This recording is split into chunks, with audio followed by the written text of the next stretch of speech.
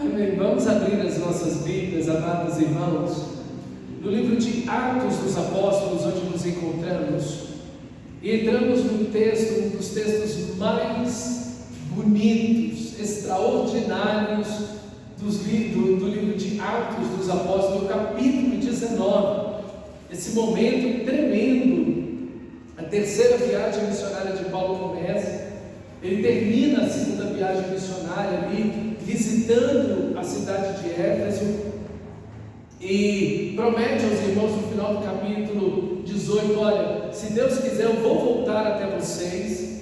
E então ele vai para Jerusalém, vai para Antioquia, e logo em seguida, pouco tempo depois, ele vem subindo ali pela Ásia Menor, né? E vai visitando as igrejas onde ele havia passado, pregado o Evangelho, confirmando os irmãos, fortalecendo as igrejas, até chegar na principal cidade da Ásia Menor, que é Éfeso, ok? Então essa é a principal cidade, é um porto e é uma cidade muito, muito especial, e dela vão nascer as 7 igrejas do Apocalipse, ok? Dessa igreja, as outras 7 igrejas do Apocalipse vão nascer. Então essa igreja é a igreja mãe das outras 6 igrejas do Apocalipse. Por isso que no livro de Apocalipse, no capítulo 2, essa é a primeira igreja referida, ok? Essa vai se tornar provavelmente a maior igreja do mundo naquele momento, naquele então, um avivamento assim extraordinário. E hoje eu gostaria de meditar com você sobre as evidências do verdadeiro avivamento, as evidências ou evidências do verdadeiro avivamento.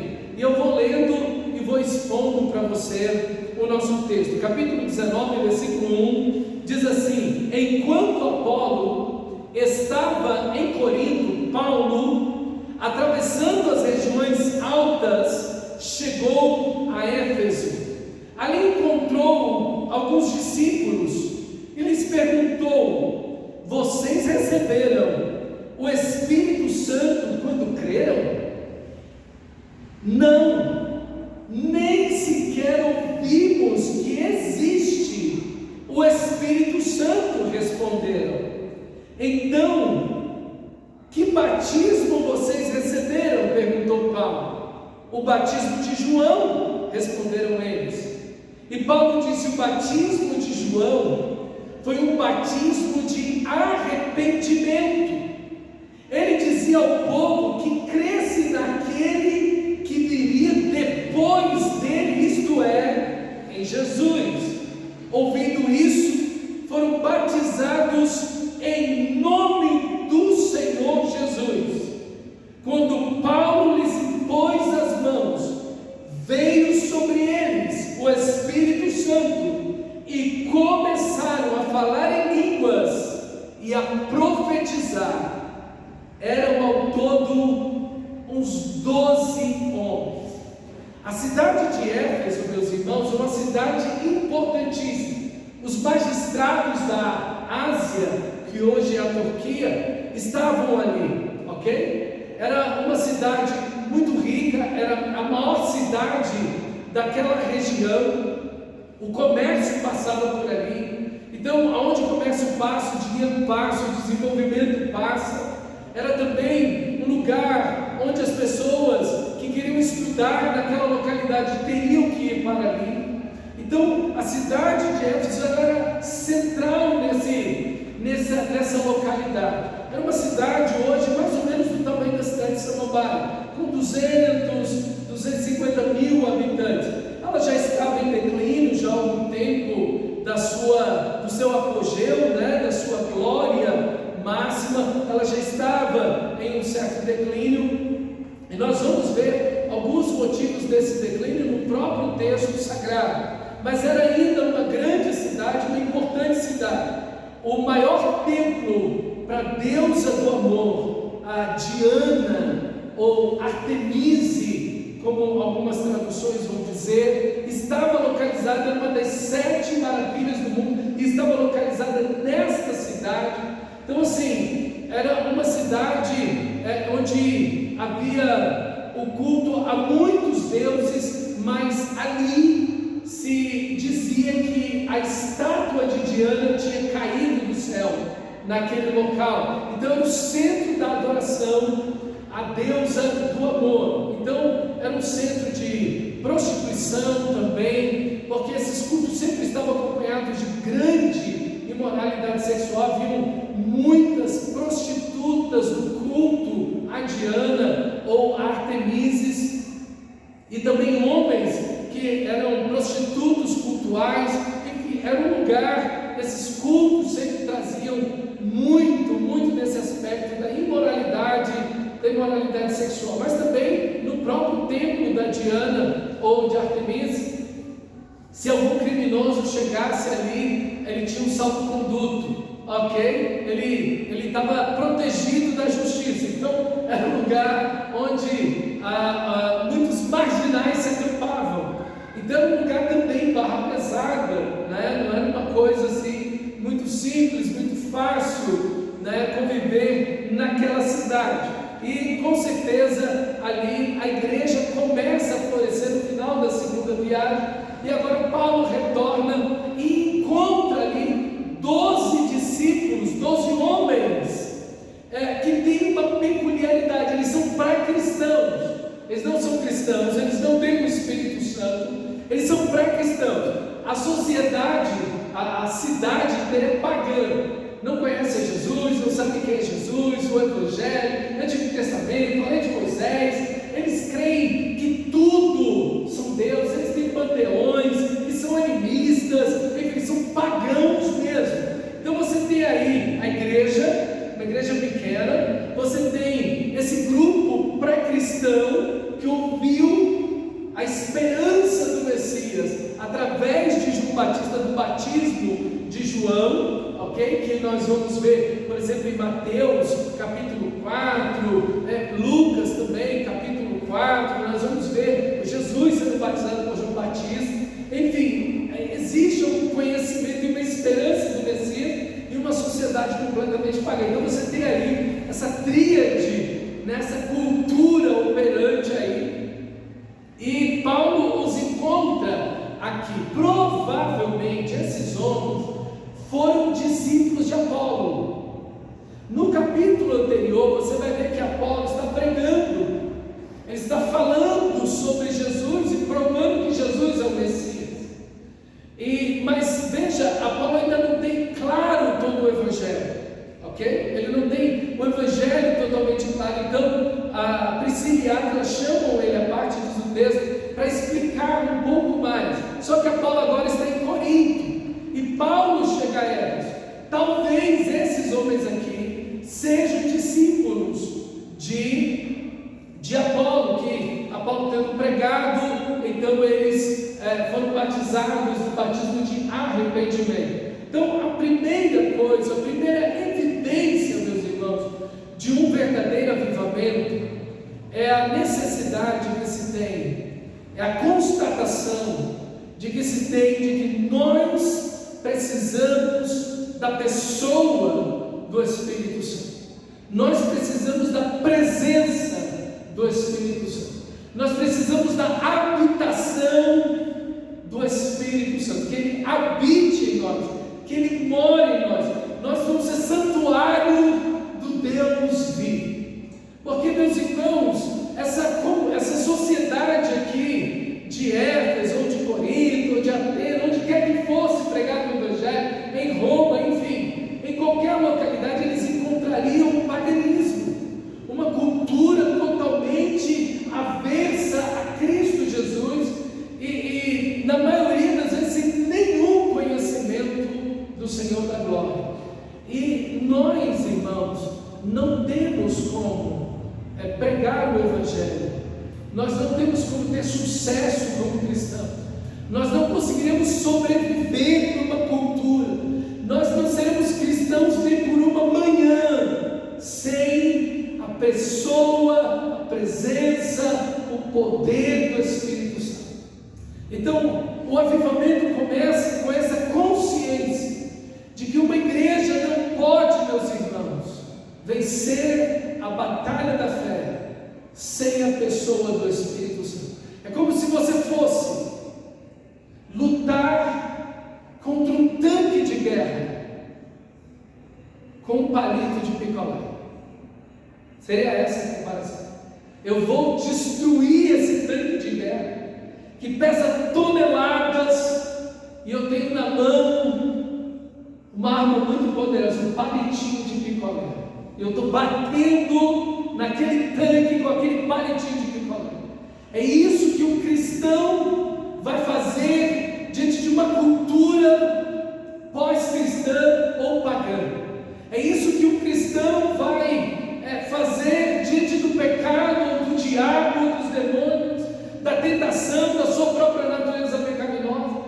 É isso que uma igreja, que uma comunidade cristã vai fazer diante de uma cultura que é contra Cristo, que é pós-cristã, ou que se volta para o paganismo. Ela não tem nenhum poder, nenhuma eficiência, nenhuma relevância diante da cultura, diante do pecado, diante das tentações, dos desafios. Ela não tem absolutamente nada a fazer. A única coisa que essa igreja vai fazer, a única coisa que esse cristão vai fazer é perecer diante dessa cultura do pecado, do diabo, das ciladas de Satanás. Esse texto sagrado mostra que havia uma quantidade de feitiçaria nessa cidade absurda. Eles queimaram mais ou menos 150 anos de salário em livros e objetos de feitiçaria. Você imagina isso? 150 anos de salário em objetos e livros de feitiçaria. Então era uma cidade, era uma comunidade tomada pela feitiçaria, tomada pelas trevas. E uma igreja cristã não pode prevalecer sem ser cheio do Espírito. Por isso que quando Paulo olha para aqueles homens e ouve e conversa com eles, Paulo percebe, falta algo na vida dessas pessoas, falta a presença do Espírito Santo. E de verdade, irmãos, nós olhamos alguns cristãos e falamos: meu Deus, falta algo na vida dessa pessoa, falta vitória sobre o pecado, falta uma liberdade gloriosa do Espírito de Deus, falta fervor espiritual, falta poder na oração, falta paixão pelas Escrituras, falta vitória sobre o pecado, falta santidade. Essa pessoa está diante da derrota do pecado o tempo inteiro. É aquela pessoa que não consegue vencer o pecado. A pessoa se põe em pé e cai, a pessoa se põe em pé e cai, a pessoa se põe em pé e cai. Ela não consegue vencer o pecado. E quando o Espírito de Deus está em nós, Paulo vai dizer: o pecado não terá domínio sobre vós, porque não está debaixo da lei, mas debaixo da graça.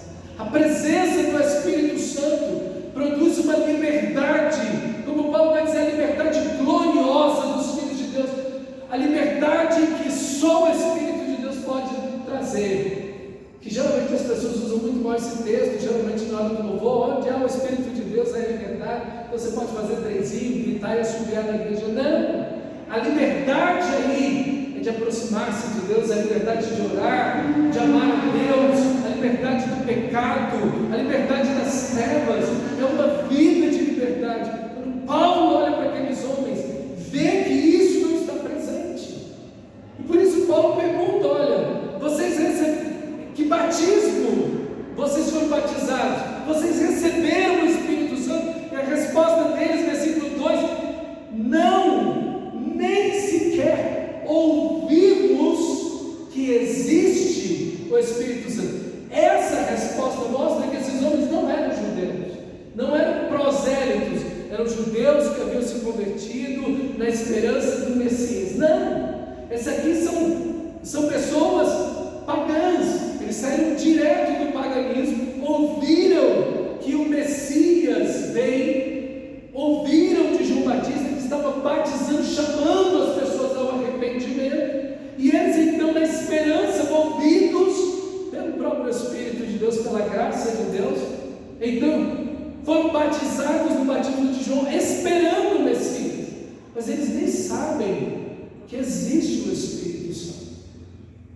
irmãos, quantos crentes não estão vivendo assim? Nem sequer sabem que o Espírito de Deus existe.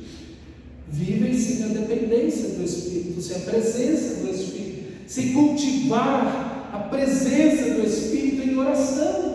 Na leitura da palavra, meus irmãos, o nosso Senhor Jesus começou o seu ministério, diz o texto sagrado de Mateus, de Lucas, cheio do Espírito Santo. Marcos diz a mesma coisa, João vai dizer a mesma coisa. Meus irmãos, se o nosso Senhor Jesus começou o seu ministério cheio do Espírito, como nós pensamos em viver sem a presença gloriosa do Espírito Santo? É uma necessidade tão grande o Espírito Santo, ele é tão indispensável em nossas vidas, que a Bíblia vai dizer, Paulo vai dizer na carta aos Efésios, para esta igreja que começa a declinar na fé, 10 anos depois desse evento aqui, essa igreja começa a declinar na sua fé, esse avivamento começa a esfriar. Paulo então dá uma ordem para eles: não vos embriagueis com vinho, no qual há dissolução. A cultura está abraçando vocês, a cultura está influenciando vocês. Não se embriaguem com vinho, no qual há dissolução, mas enchei-vos do Espírito. É um mandamento, o verbo está no imperativo, voz passiva. Deus quer nos encher, Deus quer nos fazer plenos do seu Espírito. É Deus que quer nos encher. Você não deve lutar com Deus para ser cheio, Ele já quer te encher. Somos nós que resistimos. Enchei-vos do Espírito, e o verbo está no contínuo linear. Você foi cheio ontem, está sendo cheio hoje, amanhã vai ser cheio, e daqui a 10 anos e 20 anos. Enchei-vos continuamente do Espírito. Essa é a vontade de Deus, esse é o mandamento de Deus, é o mandamento de Deus. Porque quando nós estamos cheios do Espírito Santo, com certeza iremos pecar, iremos falhar, iremos tropeçar. Meus irmãos, essa necessidade do Espírito Santo é a primeira evidência de um avivamento. Meu Deus, eu preciso ser cheio do teu Espírito. Eu preciso. É a minha maior necessidade. Eu preciso de ser cheio do teu Espírito. O Espírito de Deus já habita em mim, glória a Deus por isso. Sou salvo em Cristo. Mas eu preciso ser cheio. Esse texto de Efésios 5,18. Não vos embriagueis com vinho, com dissolução, mas enchei-vos do Espírito. Foi escrito para a igreja. Você já tem o Espírito Santo, mas esse Espírito de Deus precisa encher você. Ele precisa derramar, ele precisa transbordar na sua vida, na sua vida. Então o enchimento contínuo, uma busca contínua. Essa consciência é o primeiro passo de que Deus está começando um avivamento. É a consciência que eu não posso viver sem a pessoa, sem a presença. Eu não posso viver vazio do Espírito Santo. Enchei-vos do Espírito. E o texto sagrado nos traz o segundo elemento. Aí, a segunda evidência, versículo 4. Paulo pergunta para eles: em que batismo vocês foram batizados? Batismo de João. E aí Paulo explica: o batismo de João foi um batismo de arrependimento. Ele dizia ao povo que cresce naquele que haveria de vir depois dele, isso é Jesus. Então não há avivamento sem arrependimento. Meus irmãos, ser cheio do Espírito Santo é o oposto de uma vida de pecado. O arrependimento é a marca, é a evidência do início do avivamento. Essa consciência de que eu preciso de Deus, e esse arrependimento que enche o meu coração, essa inconformidade diante da santidade de Deus, diante da glória, da grandeza de Deus, esse arrependimento. Meus irmãos, a porta que se abre, que abre o reino dos céus para a gente, é o arrependimento. E não há avivamento sem arrependimento. Ninguém vai ser cheio do Espírito Santo e cheio do pecado. Ninguém vai ser cheio do Espírito Santo sem profundo quebrantamento e arrependimento, sem abandono do pecado. Arrependimento é isso, é abandono do pecado. É aquele que confessa os seus pecados e deixa a alcance do Senhor a misericórdia. Arrependimento é isso, é voltar-se para Deus, é buscar a Deus. Isso é arrependimento, é abandonar o pecado. Não há avivamento sem isso. Pastor, eu preciso de um avivamento, mas eu estou buscando e não tenho. Por quê? Porque você precisa de arrependimento. O avivamento pode acontecer na vida de uma pessoa.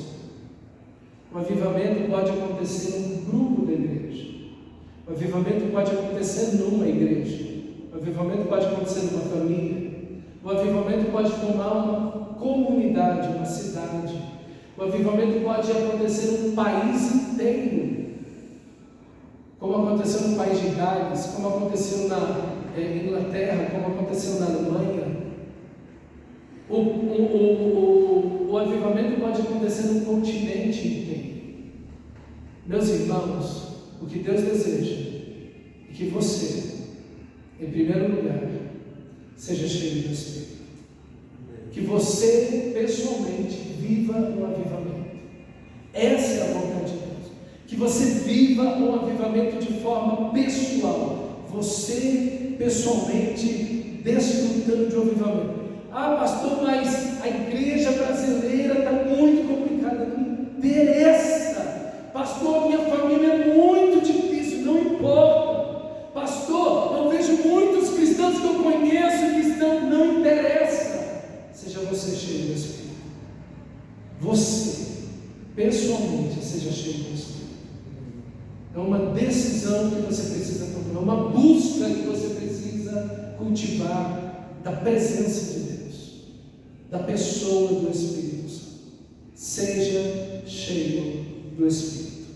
É isso que Deus deseja para a sua vida pessoalmente, mas é o que Deus deseja para essa igreja. É isso que Deus deseja para essa igreja. Mas essa igreja vai viver um avivamento à medida em que cada um de nós está vivendo esse avivamento.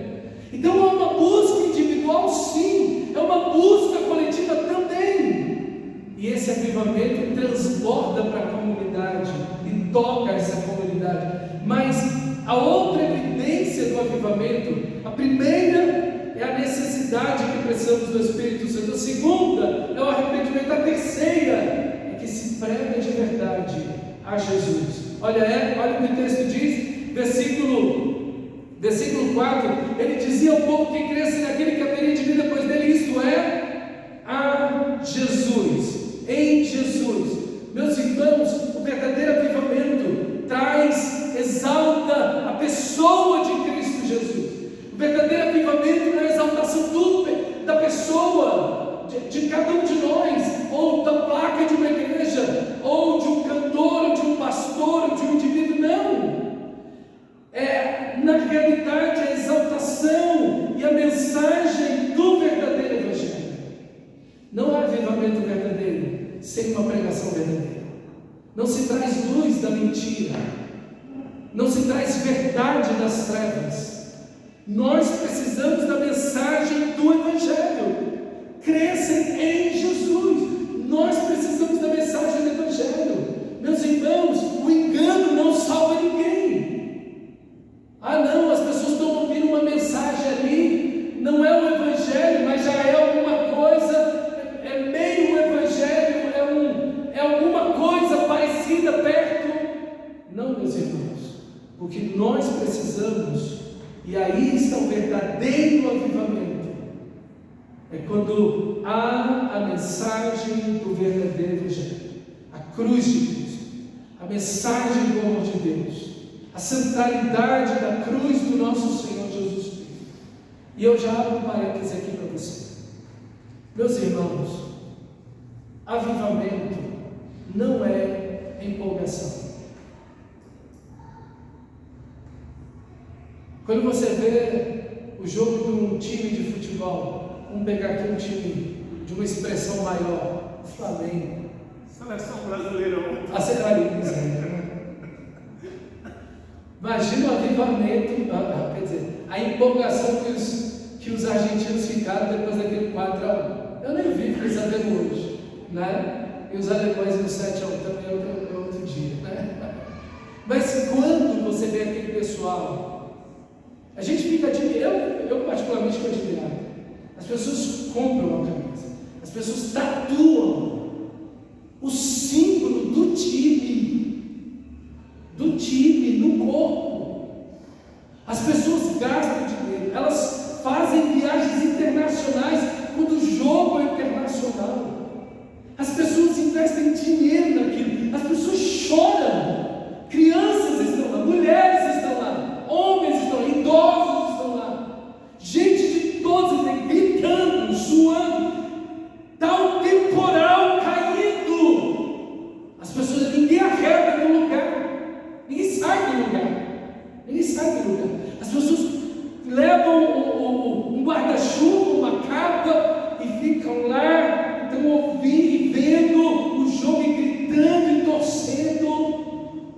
Toda a vibração, vão dormir tarde, acordam cedo, ressaqueados, mas estão gritando, vibrando, e se estão dentro de casa, estão aos gritos, e chega o juiz, e quase entra na televisão, e sai da sala, alguns infartam, mas que a vida deles está em jogo, e aí não tem um avivamento. Então você pode ter uma aglomeração de gente muito grande, aos gritos, empolgados, chorando, e não ser um avivamento. Na realidade, irmãos, nós nos enganamos com essa ideia de avivamento. Está acontecendo um avivamento ali porque tem muita gente e tem uma agitação, tem muita emoção, muita empolgação. Tem um avivamento ali. Não tem um avivamento. Não necessariamente. Avivamento, primeiro, não é uma coisa que nós fazemos. Eu não posso dizer que, olha, hoje vai ter um avivamento. Eu não posso fazer isso. O avivamento não está no meu controle. Não é uma obra humana, não é algo produzido por mim, por você. Semana do avivamento, ou a quinta do avivamento. Ninguém pode dizer. E quem diz falou besteira. Porque ninguém pode produzir um avivamento. O avivamento é uma obra extraordinária do Espírito de Deus. O vento sopra onde quer. É Ele que faz. Não somos nós. Nós buscamos. Nós entendemos a necessidade. Nós nos arrependemos. E tudo isso já é ação dele. Se você entende a necessidade do Espírito Santo, se há arrependimento no seu coração e desejo, tudo já é a mão dele fazendo. Não foi nada você, olha que eu sou maravilhoso, que o meu coração deseja tanto Deus. Não, já é a ação dele. Se ele não agir, você nem isso estaria fazendo. Então tudo é uma ação de Deus. Tudo é uma ação do Espírito de Deus. É Ele quem faz. Você esvazia o vaso, você esvazia seu coração do pecado, se volta inteiramente para Deus, busquem arrependimento e quebrantamento diante do Senhor, como diz Joel capítulo 2, versículo 12, Deus diz: rasgai os vossos corações e não as vossas vestes. Qualquer um pode rasgar as vestes, mas Deus diz: rasgai os vossos corações. E é nesse texto que vai o texto de Pentecostes. E acontecerá que nos últimos dias derramarei do meu Espírito sobre toda a carne. Vossos filhos e vossas filhas profetizarão, vossos jovens terão visões e soarão os vossos velhos, até sobre os escravos e sobre as escravas derramarei do meu Espírito naquele dia e profetizarão. Meus irmãos, é Deus que faz. É Deus que faz. É uma ação de Deus. E é uma ação que nos transforma a imagem de Cristo. Um avivamento vai fazer você mais parecido com Cristo. Então por isso que o avivamento não é emoção. Eu estou tão emocionado aqui, então está avivamento se evidencia na transformação da sua vida. Porque qual é o fruto do Espírito? Quanto mais plenitude do Espírito de Deus há em você, mais o fruto do Espírito de Deus se evidencia em você. E o fruto do Espírito é amor. O amor que, como uma rosa, tem várias pétalas: a alegria, a paz, a bondade, a fidelidade, a mansidão, o domínio próprio, a temperança. Esse amor que produz tudo isso. Essa é a evidência maior de que há um avivamento ali naquela pessoa, ou naquela comunidade, naquela igreja. As pessoas estão mais parecidas com Cristo Jesus. Se não há semelhança a Cristo, não há avivamento. Pode haver gritaria, agitação, pode ter movimentos, pode ter um monte de coisa, mas não há um avivamento. O que a gente tem visto hoje, infelizmente, na igreja evangélica brasileira, ocidental, mas falando da igreja evangélica brasileira, é que tenta se produzir nos cultos um estado cada vez mais emotivo. Tudo leva você para uma carga emocional muito elevada. As luzes, as músicas, as repetições contínuas, os mantras, a fumacinha, tudo, a pessoa que está falando, tudo tenta levar você a uma alta carga emocional. Mas isso não é avivamento. Porque isso acontece num show. As pessoas choram. Agora são muito poucas as que choram. Por exemplo, quando o Roberto Carlos canta. Agora é pouco, é muito menos, né? Mas na época da década de 60, pois era pegada. As pessoas choram, as pessoas se emocionam. As pessoas estão ali diante de um cantor, de um famoso, as pessoas começam a chorar.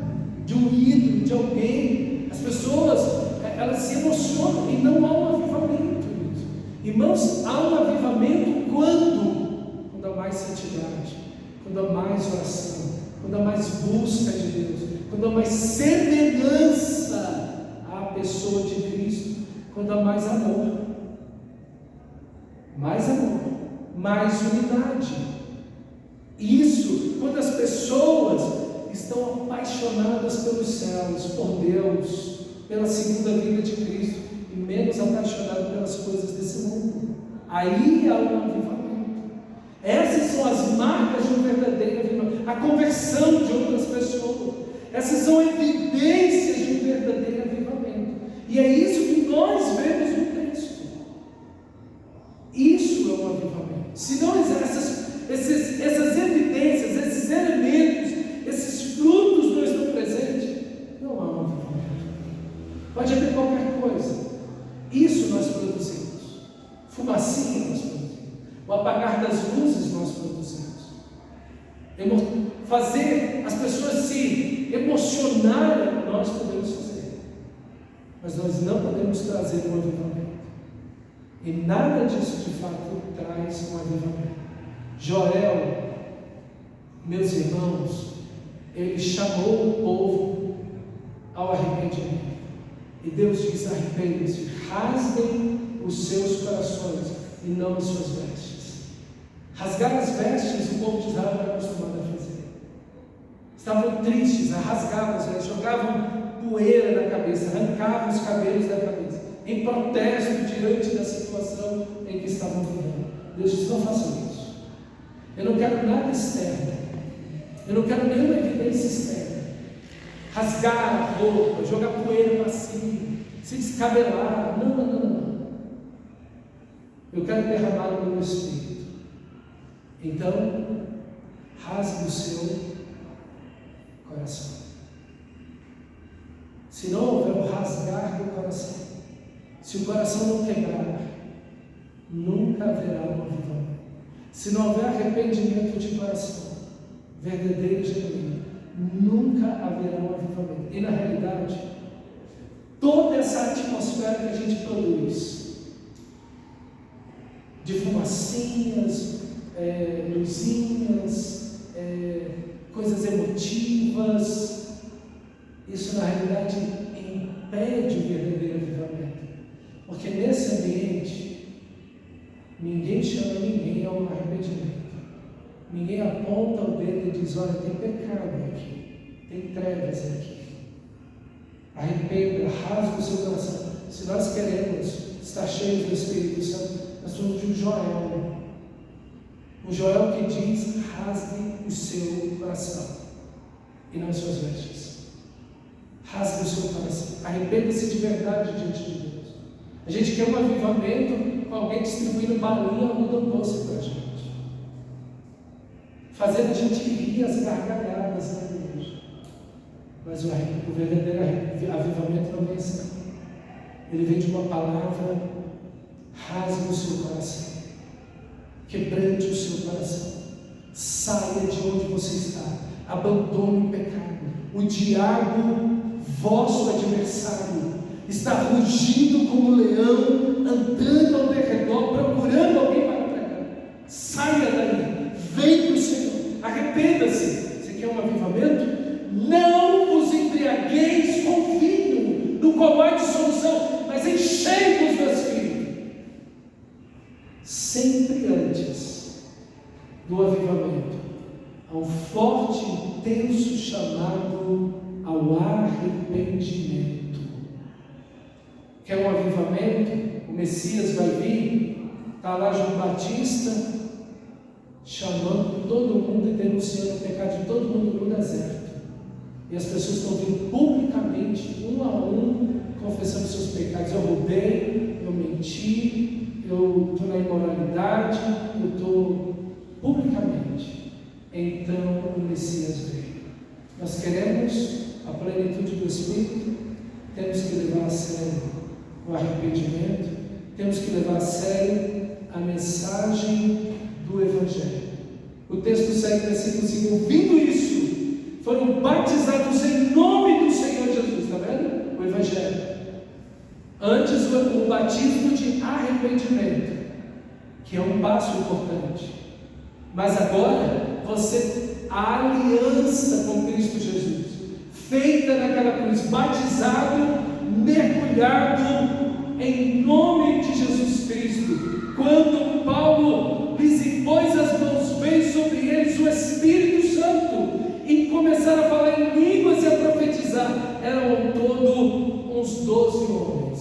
Irmãos, a plenitude do Espírito, o batismo com o Espírito, ou o enchimento do Espírito, são tantas formas de dizer a mesma coisa. Na realidade, é a maneira errada de dizer o batismo com o Espírito Santo. É errado dizer isso, porque a partir do momento que você entregou sua vida a Jesus, no momento que você nasceu de novo, no exato momento que você nasceu de novo, você nasceu de novo e foi o Espírito Santo que te fez nascer, e foi Ele que já entrou em você, ok? É Ele que faz esse novo nascimento, é Ele que já faz essa habitação. O que você precisa é o texto de Efésios 5,18: enchei-vos do Espírito.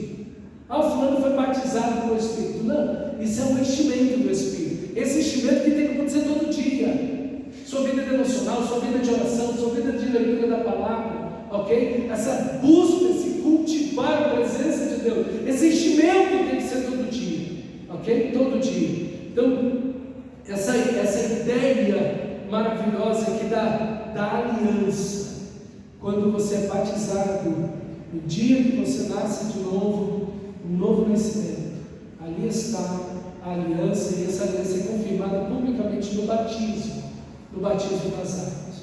Meus irmãos, o Espírito Santo não é um parquinho de diversão. As pessoas querem vir para as igrejas terem experiências emocionais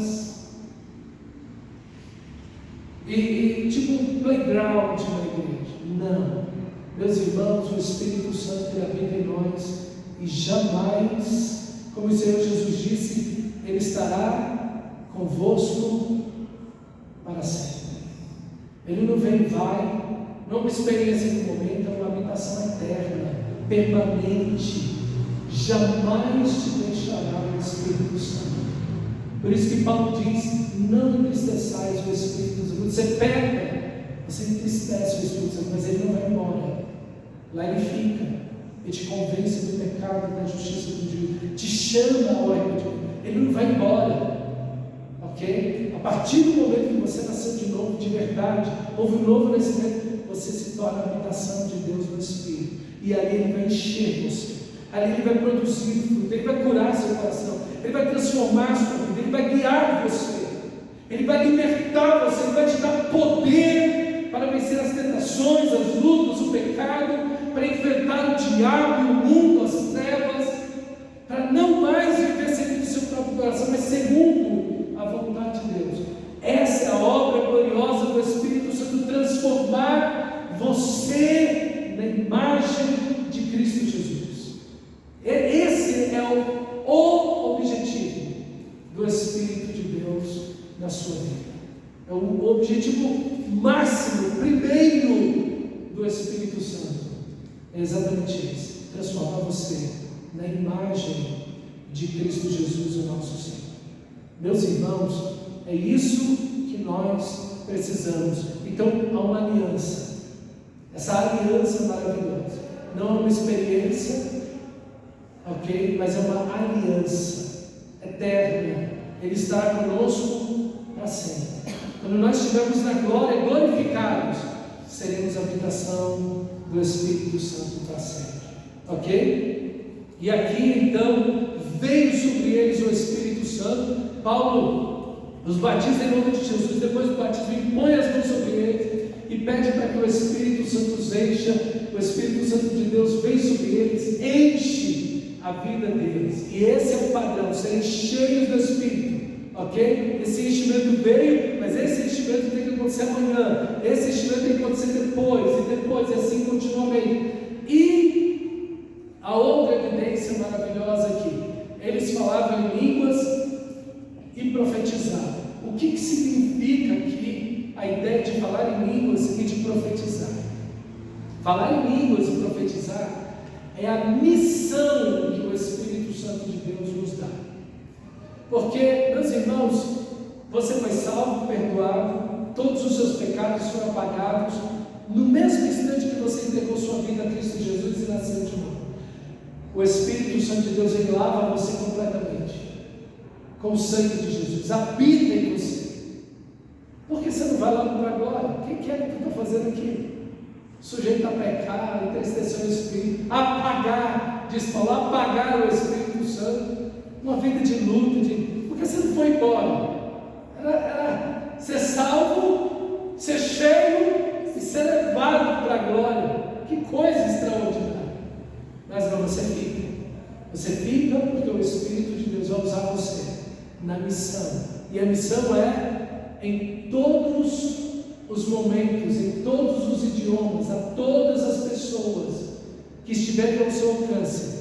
Você vai profetizar, você vai pregar o Evangelho de Cristo Jesus. Essa é a missão. Por isso que aqui a evidência que eles falam outros idiomas nesse momento e falam o que? As grandezas, as maravilhas, o Evangelho, a morte, a ressurreição de Cristo, o perdão, a graça de Deus. É isso que é profetizar. Profetizar é você: eu quero uma coisa boa para o meu irmão, então profetiza para o seu irmão. Não, está errado. Porque nenhuma profecia, ela nasceu de vontade humana, mas homens inspirados por Deus falaram sob a mão do próprio Deus. Então não é: eu tenho um desejo tão bonito para o meu irmão, então profetiza sobre o seu irmão. Não, está errado. Está errado. Nenhuma profecia nasce da minha vontade. A profecia é algo de Deus. Deus dá a profecia. Não é o que você produz de você mesmo. Ok? Então, tem tanta coisa errada sobre o Espírito das pessoas, mas a ideia maravilhosa do texto é a pregação do Evangelho. O Espírito Santo de Deus vem sobre nós com um propósito. E o propósito é nos transformar a imagem de Cristo, nos usar para anunciar a Cristo àqueles que estão perdidos, para a glória de Deus. Amém, irmãos? Existem 15 evidências, ou um pouco mais de 15 evidências nesse texto, mas eu vou ter que deixar o restante para a semana que vem, porque o tempo aqui já me esgotou. Mas essas primeiras evidências são os fundamentos para uma vida de um avivamento. Eu espero que o Espírito de Deus produza isso em você, o desejo, a necessidade, a compreensão de que você precisa do Espírito Santo. Você está tendo derrotas com o pecado, você está tendo derrota na sua vida diante do seu próprio caráter, temperamento. Você não está conseguindo vencer o pecado na sua vida. Está faltando sede de Deus, busca da presença de Deus. Eu quero dizer para você, Deus é que inicia o avivamento. Deus é que deseja encher você no Espírito Santo. Vamos ficar de pé e orar ao Senhor e dizer: Senhor, eu preciso de Ti. Me enche, Senhor, de Ti.